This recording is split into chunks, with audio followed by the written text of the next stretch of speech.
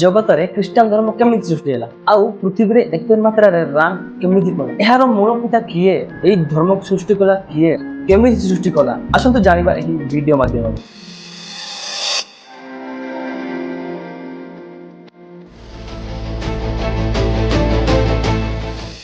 4000 ବର୍ଷ ପୂର୍ବେ ଜଣେ ଅବ୍ରାହମ ନାମକ ବ୍ୟକ୍ତି ମେସୋପୋଟାମିଆର ଉର ସହରରେ ଜନ୍ମ।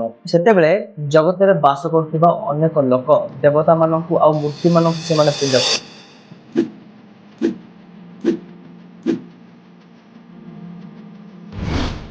କିନ୍ତୁ ଅବ୍ରାହମ ଏହି ଦେବତା ମାନଙ୍କର ଏହି ମୂର୍ତ୍ତି ମାନଙ୍କର ପୂଜାକୁ ସେ ବିରୋଧ କରୁଥିଲେ ଆଉ ସେମାନଙ୍କର ଏଗେନ୍ଷ୍ଟରେ ସେ ଏକମାତ୍ର ଈଶ୍ୱରଙ୍କୁ ବିଶ୍ୱାସ କଲେ। ସେ ହେଲେ ୟେହୋବା ପରମେଶ୍ୱର। ସେହି ସମୟରେ ତାଙ୍କ ବାପା ତେରା ମୂର୍ତ୍ତି ମାନଙ୍କୁ ତିଆରି କରି ଲୋକମାନଙ୍କୁ ବିକ୍ରି କରୁ। ଦିନେ ଅବ୍ରାହମ ଦୋକାନରେ ରହିକି ମୂର୍ତ୍ତି ମାନଙ୍କୁ ଦେଖିକି ସେ ଭାବୁଥାଏ ଯେ ଏଇ ମୂର୍ତ୍ତି ମାନେ ମନୁଷ୍ୟ ଦ୍ୱାରା ତିଆରି ମୂର୍ତ୍ତି ମାନେ କାଠ ଦ୍ୱାରା ତିଆରି ମୂର୍ତ୍ତି ମାନେ ଏ ପଥର ଦ୍ୱାରା ତିଆରି ମୂର୍ତ୍ତି ମାନେ ଆମକୁ କେମିତି ରକ୍ଷା କରିବେ। ଏହି ଭାବନା ଯେତେବେଳେ ତା ମନରେ ଆସୁଥିଲା ସେହି ସମୟରେ ଜଣେ ବ୍ୟକ୍ତି ମୂର୍ତ୍ତି କିଣିବା ପାଇଁ ବୋଲି ତେରାଙ୍କ ଦୋକାନକୁ ଆସିଲେ। ମୂର୍ତ୍ତି ନେବା ପାଇଁ ଅବ୍ରାହମକୁ ପଚାରିଲେ। ଅବ୍ରାହମ ସେହି ବ୍ୟକ୍ତି କହିଲେ ତମର ବୟସ କେତେ? ସେ ବ୍ୟକ୍ତି କହିଲେ ମୋର 60 ବର୍ଷ। ଅବ୍ରାହମ କହିଲେ ଯେଉଁ ମୂର୍ତ୍ତି ତୁମେ ନେବ ସେ ମୂର୍ତ୍ତି ତିଆରି କରିକିରି 15 ଦିନ ବି ହେଉନାହିଁ ଏ ମୂର୍ତ୍ତି କ'ଣ ତୁମେ ପୂଜା କରିବ? ସେମିତି କହିଲାରୁ ସେ ବ୍ୟକ୍ତି ରାଗରେ ପଛକୁ ଥିଲି। ଆଉ ଗୋଟେ ସ୍ତ୍ରୀ ସେହି ମୂର୍ତ୍ତି ମାନଙ୍କୁ ଭୋଗ ଦେବା ପାଇଁ ବୋଲିକି ଆସିଲେ ଆଉ ସେହି ଭୋଗ ଅବ୍ରାହମକୁ ଦେବା ପାଇଁ ବୋଲି କହିଲେ।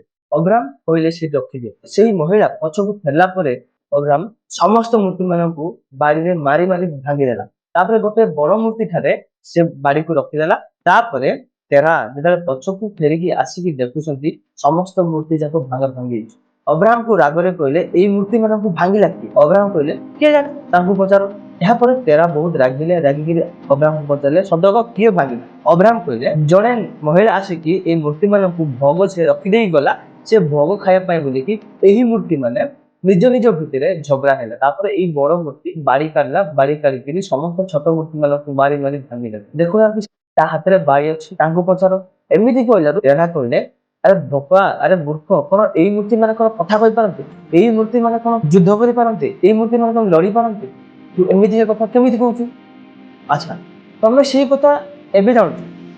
এই মূর্তি মানে মারি পারিবেনি, এই মূর্তি মানে ঝগড়া করে পারিবেনি, এই মূর্তি মানে বিচার করে পারিবেনি, এই মূর্তি মানে দেখি পারিবেনি, এই মূর্তি মানে কথা কই পারিবেনি, তুমি জাଣୁଛ ପିଜା କାହିଁକି?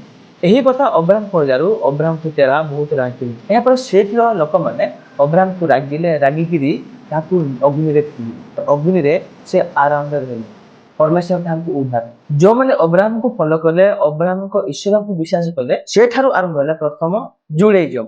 ଏହାପରେ ଅନେକ ଲୋକମାନେ ତାହାଙ୍କୁ ଫଲୋ କଲେ ଅବ୍ରାହମଙ୍କ ଈଶ୍ୱରଙ୍କୁ ସେମାନେ ମାନିଲେ।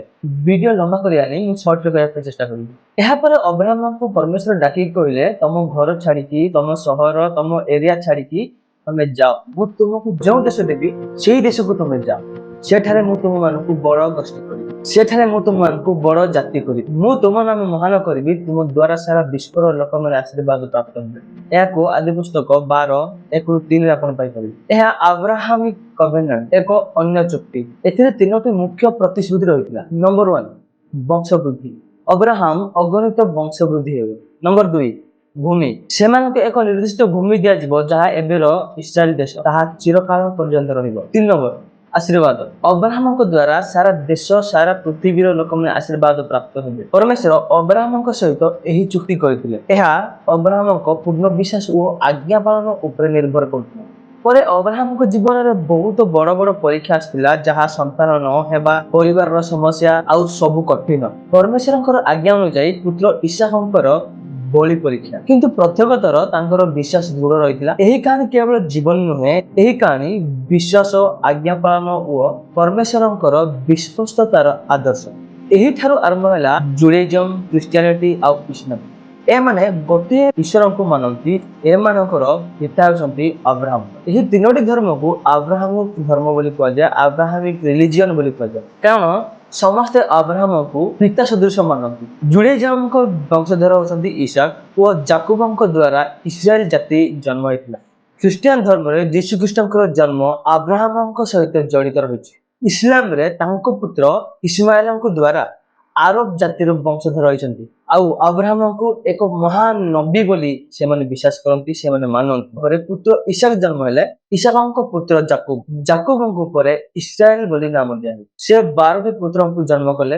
ସେମାନଙ୍କର ନାମ ଅନୁସାରେ ଇସ୍ରାଏଲ ଜାତି 12ଟି ଗୋଷ୍ଠୀରେ 12ଟି ବଂଶରେ ଗଠିତ ହେଲା। ଜାକୁବଙ୍କ ପ୍ରିୟ ପୁତ୍ର ଯୋସେଫଙ୍କୁ ତାଙ୍କ ଭାଇମାନେ ବିକ୍ରି କରିଦେଇଥିଲେ। ଯୋସେଫଙ୍କ ଉପରେ ପରମେଶ୍ୱରଙ୍କର ହାତ ଥିଲା। ପରମେଶ୍ୱର ଯୋସେଫଙ୍କୁ ମିଶର ଦେଶର ଦ୍ୱିତୀୟ ରାଜା କଲେ। ପରେ ଦୁର୍ଭିକ୍ଷ ସମୟରେ ଅବ୍ରାହ୍ମଙ୍କ ବଂଶଧର ଲୋକମାନେ ସମସ୍ତେ ମିଶର ଦେଶକୁ ପଳେଇ ଆସିଲେ। ମିଶର ଦେଶରେ ସେମାନେ ତାଙ୍କର ବଂଶ ବୃଦ୍ଧି କଲେ।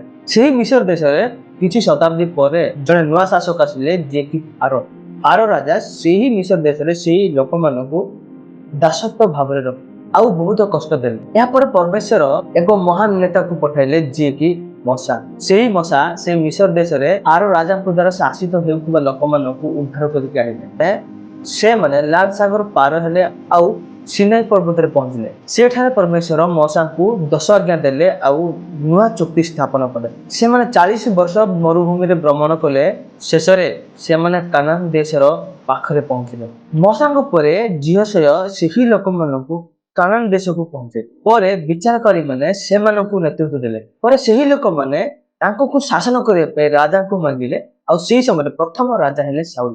ଏହାପରେ ଦାଉଦ ରାଜା ହେଲେ, ଯିଏ ପରମେଶ୍ୱରଙ୍କର ହୃଦୟ ଅନୁସାରୀ ବୋଲି ଜଣାଗଲା। ପରେ ଦାଉଦଙ୍କ ପୁତ୍ର ସଲମନ ମନ୍ଦିର ନିର୍ମାଣ କଲେ। ରାଜ୍ୟ 2 ଭାଗରେ ବିଭକ୍ତ ହେଲା, ଯୋଉଟା ଇସ୍ରାଏଲ ଆଉ ଇହୁଦୀ। ଲୋକମାନେ କଥା ଶୁଣିଲେ ନାହିଁ, ବିଦ୍ରୋହ ଆରମ୍ଭ କଲେ। ବିଦ୍ରୋହ ଆରମ୍ଭ କରିକି ମୂର୍ତ୍ତି ପୂଜା ଆରମ୍ଭ କଲେ ପୁନର୍ବାର। ସେଇ ଲୋକମାନଙ୍କୁ ସତର୍କ କରାଇବା ପାଇଁ ବୋଲିକି ପରମେଶ୍ୱର ବହୁତ ବଡ ବଡ ଭାଓବାଦୀ ମାନଙ୍କୁ ପଠେଇଲେ। ଫିର୍ ବି ସେମାନଙ୍କର କଥା ମାନିଲେ ନାହିଁ। ପରମେଶ୍ୱର ସେମାନଙ୍କୁ ବାବିଲୋନ ଆକ୍ରମଣ କରି ବନ୍ଦୀ କଲେ। ଏବେ ଯିବା ଯୀଶୁଖ୍ରୀଷ୍ଟଙ୍କ ଉପରେ। ଯୀଶୁଖ୍ରୀଷ୍ଟ କେମିତି ଜନ୍ମ ହେଲେ, କେମିତି ଆସିଲେ, ଲୋକମାନେ ଯୀଶୁଖ୍ରୀଷ୍ଟଙ୍କୁ ଏତେ ଫଲୋ କରନ୍ତି କଣ? ଯେତେବେଳେ ସାରା ବିଶ୍ୱ ପାପ, ଅନ୍ଧକାର ଓ ନିରାଶାରେ ବୁଡ଼ି ରହିଥିଲା, ସେତେବେଳେ ପରମେଶ୍ୱରଙ୍କର ପ୍ରତିଶ୍ରୁତି ଅନୁସାରେ ଯୀଶୁଖ୍ରୀଷ୍ଟ ଏହି ଜଗତକୁ ଆସିଲେ। ଏହା କେବଳ ଧର୍ମର ଆରମ୍ଭ ନଥିଲା, ବରଂ ମାନବ ଜାତି ପାଇଁ ପରମେଶ୍ୱରଙ୍କର ସର୍ବଶ୍ରେଷ୍ଠ ପ୍ରମାଣ ଥିଲା। ବାଇବଲ କୁହେ ଯୀଶୁଖ୍ରୀଷ୍ଟ ଯେକୌଣସି ଗୋଟେ ରାଜପ୍ରସାଦରେ ନୁହେଁ, ବରଂ ସେ ବେତଲହେମର ଗୋଟେ ଗୋରୁ ଗୁହାଳରେ ଜନ୍ମଗ୍ରହଣ କଲେ। ତାଙ୍କ ଜୀବନ ଥିଲା ସେବା ଓ କ୍ଷମାର ପ୍ରତୀକ। ସେ ରୋଗୀଙ୍କୁ ସୁସ୍ଥ କଲେ, ଅନ୍ଧକୁ ଦୃଷ୍ଟି ଶକ୍ତି ଦେଲେ। ସେ ସମାଜର ସମସ୍ତ ପାପୀ ଲୋକମାନଙ୍କୁ ଆପଣେଇ ନେଲେ। ସେ କହିଲେ, ନିଜ ପରି ପଡ଼ୋଶୀମାନଙ୍କୁ ପ୍ରେମ କର। ସେ ସବୁବେଳେ ଖାଲି ପ୍ରେମର କଥା କହିଲେ। ଏହାପରେ ଯୀଶୁଙ୍କୁ ବହୁତ ଲୋକ ଫଲୋ କଲେ। ସେ ଯୀଶୁଙ୍କର ଫଲୋକୁ ଦେଖିକି, ଯୀଶୁଙ୍କର ଅନୁସରଣ କରୁଥିବା ଲୋକମାନଙ୍କର ଭିଡ଼କୁ ଦେଖିକି, ଯୀଶୁଙ୍କୁ ଫଲୋ କରୁଥିବା ଲୋକମାନଙ୍କୁ ଦେଖିକି କେତେକ ଧର୍ମଗୁରୁ ମାନେ, କେତେକ ରାଜନେତା ମାନେ, କେତେକ ଶାସକ ମାନେ ଈର୍ଷା ହେଲେ। ଯୀଶୁଙ୍କୁ ମୃତ୍ୟୁଦଣ୍ଡର ଆଦେଶ ଦେଇଦେଲେ। ଯୀଶୁଙ୍କୁ କ୍ରୁଶରେ ଚଢ଼ାଗଲା, କିନ୍ତୁ ଯୀଶୁଙ୍କର ମୃତ୍ୟୁ ଗୋଟେ ସାଧାରଣ ମୃତ୍ୟୁ ନଥିଲା। ବାଇବେଲ ଅନୁସାରେ ଯୀଶୁ ସମଗ୍ର ଜାତିର ପାପ ନିମନ୍ତେ ନିଜକୁ ବଳିଦାନ ଦେଲେ, ଯାହା ଦ୍ୱାରା ମଣିଷ ଆଉ ପରମେଶ୍ୱରଙ୍କ ମଧ୍ୟରେ ଥିବା ସମ୍ପର୍କ ଦୃଢ଼ ହେଇଯିବ। ଏହାପରେ ଯୀଶୁ ମୃତ୍ୟୁର 3 ଦିନ ଉତ୍ତାରେ ଉଠିଲେ, ଯାହାକୁ ଇଂରାଜୀରେ ରିଜରେକ୍ସନ ବୋଲି କୁହାଯାଏ। ଏହା ପ୍ରମାଣ କଲା ଯେ ଯୀଶୁଖ୍ରୀଷ୍ଟ ସତ୍ୟ ଈଶ୍ୱର। ଯୀଶୁଖ୍ରୀଷ୍ଟଙ୍କୁ ଆଉ ମୃତ୍ୟୁ ରକ୍ଷା କରିପାରିବ ନାହିଁ, ମୃତ୍ୟୁ ତାକୁ ବାନ୍ଧିକି ଧରି ପାରିବ ନାହିଁ। ଏହାପରେ ଯୀଶୁ ଉଠିଲା ପରେ ତାଙ୍କ ଶିଷ୍ୟମାନଙ୍କୁ ଭେଟିଲେ। ଶିଷ୍ୟମାନଙ୍କୁ ଭେଟିକିରି ଏହି ବାଣୀ ସାରା ବିଶ୍ୱରେ ପ୍ରଚାର କରିବା ପାଇଁ କହିଲେ। ଅବ୍ରାହ୍ମଙ୍କୁ ପରମେଶ୍ୱର ଦେଇଥିବା ଏହି ପ୍ରତିଶ୍ରୁତି ଯୀଶୁଙ୍କ ଦ୍ୱାରା ପୂର୍ଣ୍ଣ ହେଲା। ଆମେ ଏହି ଜଗତରେ ପାପ କରୁ, ସେହି ପାପକୁ ଅନୁତାପ କରି ସେହି ପାପରୁ ମୁକ୍ତି ପାଇବା ପାଇଁ ଆମେ ଯୀଶୁଖ୍ରୀଷ୍ଟଙ୍କ ଠାରେ ପ୍ରାର୍ଥନା କରୁ।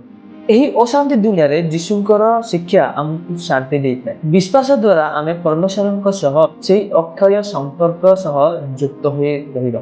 ଯୀଶୁଙ୍କର ମୁଖ୍ୟ ଉଦ୍ଦେଶ୍ୟ ଥିଲା ମନୁଷ୍ୟ ଓ ପରମେଶ୍ୱରଙ୍କ ମଧ୍ୟରେ ଥିବା ପାପର ପାଚେରୀକୁ ଭାଙ୍ଗିକି ନଷ୍ଟ କରିବା। ସେଥିପାଇଁ ସେ ନିଜକୁ କ୍ରୁଶରେ ବଳିଦାନ ଦେଲେ। ବାଇବଲ ଅନୁସାରେ ଯୀଶୁ ସମଗ୍ର ମାନବ ଜାତି ପାଇଁ ବୋଲି ନିଜକୁ କ୍ରୁଶରେ ବଳିଦାନ ଦେଲେ। ସମସ୍ତ ପାପର ବୋଝକୁ ନିଜ ଉପରେ ଲଦିଦେଲେ, ଯାହାଦ୍ୱାରା ଆମେ କ୍ଷମା ପାଇପାରିବା। ଏଇଠାରୁ ସୃଷ୍ଟି ହେଲା ଖ୍ରୀଷ୍ଟିଆନ ଧର୍ମ। ଯୀଶୁଙ୍କୁ ଫଲୋ କଲେ ଲୋକମାନେ, ଯୀଶୁଙ୍କର ଶିକ୍ଷାକୁ ମାନିଲେ, ଯୀଶୁଙ୍କୁ ବିଶ୍ୱାସ କଲେ, ଯାହା ଫଳରେ ଆଜି ବିଶ୍ୱରେ ଯୀଶୁଙ୍କର ଅନୁସରଣକାରୀ ମାନେ 1 ନମ୍ବରରେ ଅଛନ୍ତି। ଯଦି ଏହି ଭିଡ଼ିଓ ଆପଣମାନଙ୍କୁ ଭଲ ଲାଗିଲା, ତେବେ ନିଶ୍ଚୟ ଲାଇକ୍, ସେୟାର, ସବସ୍କ୍ରାଇବ କରି ନିଶ୍ଚୟ ଲୋକମାନଙ୍କ ନିକଟକୁ ପହଞ୍ଚେଇଦେବେ। ଭିଡ଼ିଓରେ ନିଶ୍ଚୟ ଭୁଲ ଅଛି, ଯଦି ଭୁଲ ଅଛି ତେବେ ସଂଶୋଧନ କରିବେ ଆଉ କମେଣ୍ଟ ମାଧ୍ୟମରେ ଲେଖି ଜଣାଇବେ। ରହିଲି, ଧନ୍ୟବାଦ।